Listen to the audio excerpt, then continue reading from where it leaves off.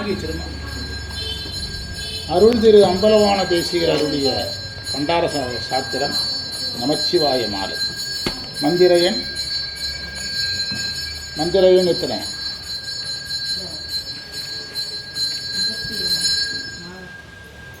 மந்திரையன் எத்தனை? கீழே நீங்கள் கடைசியில் வந்து இந்த மந்திரம் நிறைவு செய்யப்பட்டது அப்படி எழுதி பழகுனீங்கன்னா தேட வேண்டியதே கிடையாது. 55வது மந்திரத்துக்கு பொருள் எழுதுங்க. திருவாவடுதுறையில் இருக்கின்ற நமச்சிவாய குருவே,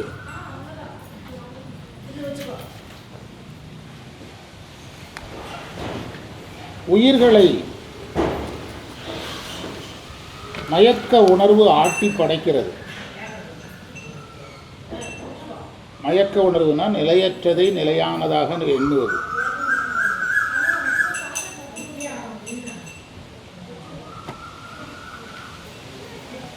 அந்த மயக்க உணர்வுனால வினை வரும்.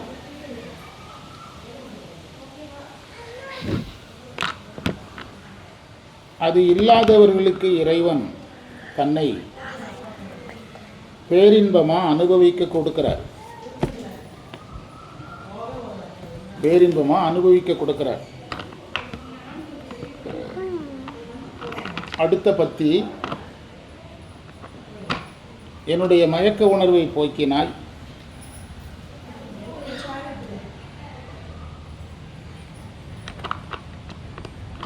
ஐம்புல பந்தமுடைய என்னை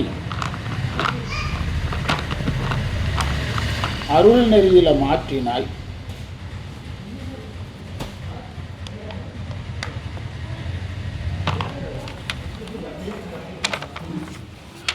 மனம் வாக்கு காயத்தால் சேர்க்கப்படும்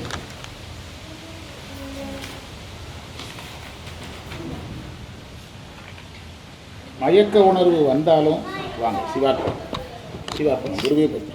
மயக்க உணர்வு வந்தாலும் அதை நான் உன்னிடத்திலேயே அர்ப்பணம் செய்கிறேன்.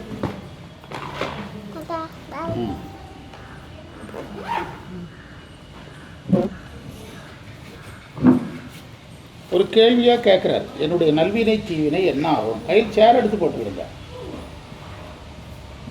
என்னுடைய நல்வினை தீவினை என்ன ஆகும்னு கேட்குறார்.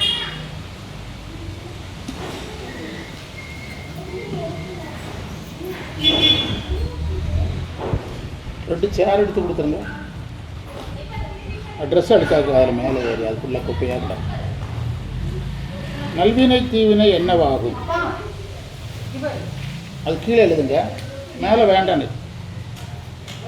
நல்வினை தீவினை வந்து ஆகாமியமாக மாறாதுங்கிறது தான் விடை.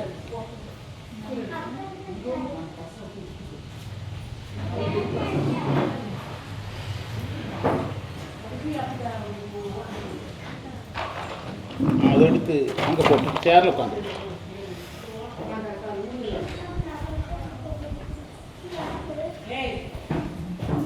மந்திர பொருளை விரிச்சிங்கன்னா போதும். மயக்கம் உயிர்களை ஆட்டி படைக்கிறது.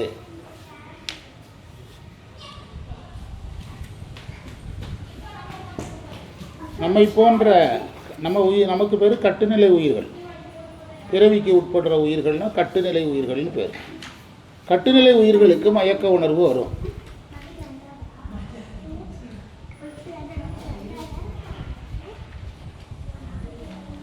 நிலையற்றதெல்லாம் நிலையானதா தெரியும்.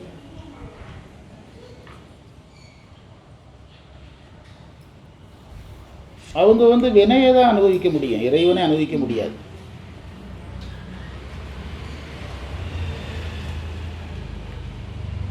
அந்த மயக்க உணர்வுல இருந்து யார் விடுபடுறாங்களோ அவங்க தான் இறைவனை அனுபவிக்க முடியும்.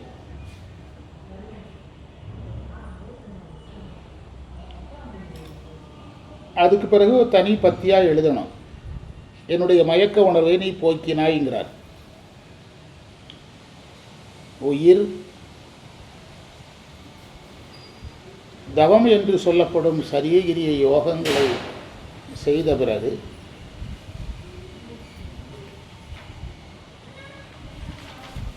இருவினை ஒப்பு மலபரிவாகம் சத்திரிவாதம் வரும்.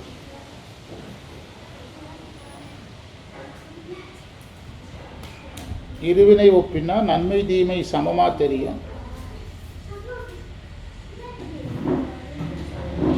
மலபரிபாகம்னா ஆணவமலம் ஒடுங்குகிற நிலையை அடையும். சத்தினிபாதம்னா அந்த உயிருக்கு அருள் நிறைய கிடைக்கிறது. சத்தினா அருள், நிபாதம்னா வீழ்ச்சி, அருள் அந்த உயிருக்கு நிறைய கிடைக்கும்.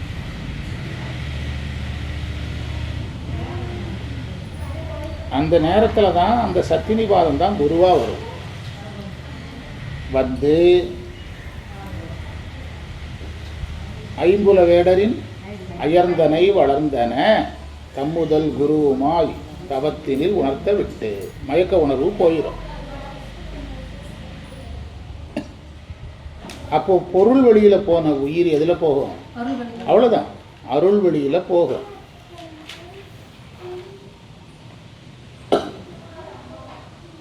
ஞானம் வந்தாலும் அந்த ஞானியும் இந்த உடம்போட வாழ வேண்டியது இருக்குது. அப்போ மனம் வாக்கு காயங்களால் மயக்க உணர்வு வர வாய்ப்பு உண்டு.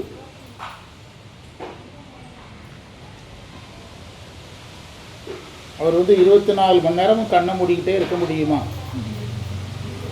அப்போ இதற்கு முன்பு அவர் எதெல்லாம் பாதிச்சதோ அந்த பொருட்களை அவர் கண்ணில் என்ன செய்யும்? படும். அப்போ அவர் கொஞ்சம் கவனக்குறைவு இல்லாமல் இருந்தால் அது அவர் என்ன செஞ்சிடும்? மயக்கிறார். அதனால் அந்த மயக்கத்தையும் அவர் இறைவன்கிட்ட கொடுத்துட்றார்.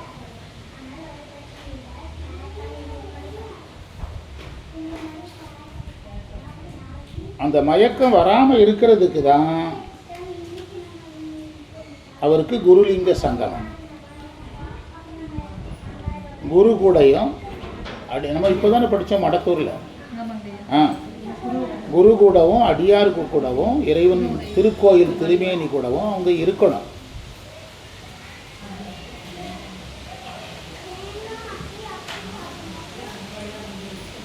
நம்மை போன்ற உயிர்களெல்லாம் பிறப்பதற்குரிய உயிர்கள். பிறப்பதற்குரிய உயிர்களுக்கு குருலிங்க சங்கமம் வந்து மேலும் மேல்நிலைக்கு போகிறதுக்கு உதவும்.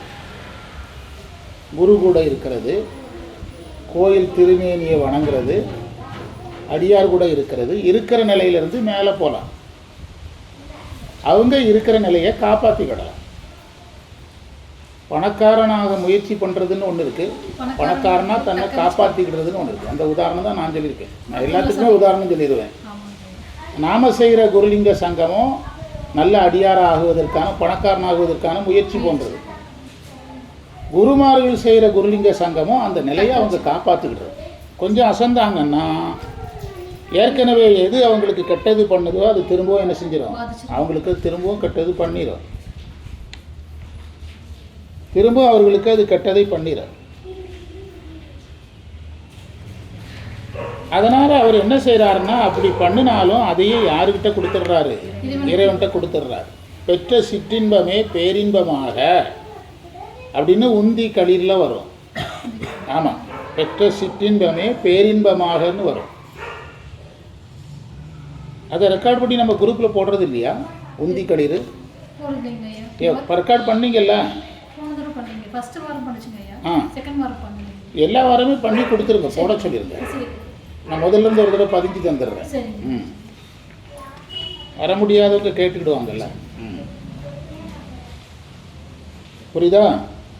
நான் உங்ககிட்ட என்னுடைய மயக்க உணர்வை கொடுத்துட்றேன்ல, அப்போ என்னுடைய நல்வினை தீவினைகள் என்ன ஆகும்னு கேட்குறாரு.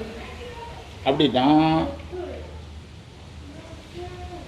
அப்படி அவர் இறைவன்ட்ட அர்ப்பணித்து கொடுத்துட்டாருன்னா